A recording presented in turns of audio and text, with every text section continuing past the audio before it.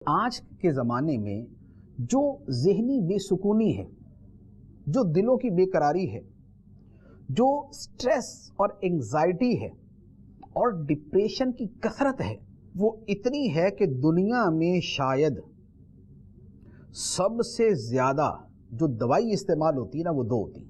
یعنی جو آج تک میرا مشاہدہ ہے، اور آپ اس پہ تحقیق کریں گے تو آپ کو نظر بھی آ جائے گا، دنیا میں سب سے زیادہ جو دوائی استعمال ہوتی ہے وہ دو طرح کی، دو کاموں کے لیے استعمال ہوتی ہے. ایک تو ہوتی ہے وٹامنس کے لیے کہ جی بدن کمزور ہے، پٹھے درد کر رہے ہیں، سر بھاری ہو جاتا ہے، بدن ساتھ نہیں دیتا، ٹانگیں نہیں چلتی، کوئی وٹامنز استعمال کر لے. آپ وٹامن اے تو بی تو سی تو ڈی تو جناب بی کمپلیکس تو B12 تو فلاں تو کیلشیم تو آئرن تو زنک، وہ جو جتنی بھی اس طرح کی ملٹی وٹامنس ملتی دنیا میں سب سے زیادہ یہ استعمال ہوتی ہے. اور اس کے علاوہ دنیا میں سب سے زیادہ دوائی پتہ کون سی استعمال ہوتی ہے؟ ذہنی سکون کی. ذہنی سکون کی. آپ امریکہ دیکھ لیں، آپ یورپ دیکھ لیں، آپ آسٹریلیا دیکھ لیں، آپ ایون کہ اب پاکستان کے اندر بھی آپ دیکھ لیں، اور یہ جو فارماسیوٹیکل کمپنیز ہوتی ہیں، آپ ان سے جا کے ذرا معلومات کریں، آپ کو پتہ چلے گا ہر دوسرا تیسرا بندہ جو ہے وہ ذہنی سکون کی دوائی کھا رہا ہے. تو بھائی ذہنی بے سکونی اتنی زیادہ ہے، تو اس کی جگہ سکون دل و دماغ میں پیدا کرنے کا ایک طریقہ تو اللہ تعالیٰ نے بھی بیان فرمایا ہے کہ الا بذکر اللہ تطمئن القلوب.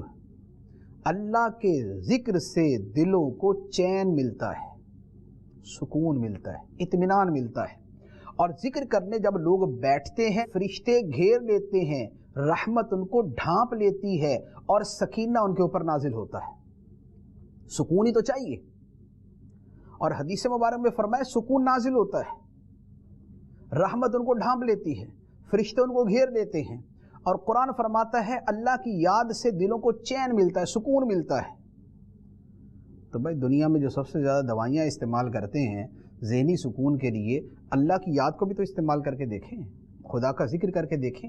آپ کا کنیکشن جتنا مضبوط ہوتا جائے گا، آپ کی زبان ذکر الہی کی جتنی عادی ہوتی جائے گی، اور آپ کا دل ذکر الہی کی جتنی رغبت اور شوق اور اشتیاق اپنے اندر رکھے گا، آپ کو دلی سکون اتنا زیادہ ملتا جائے گا.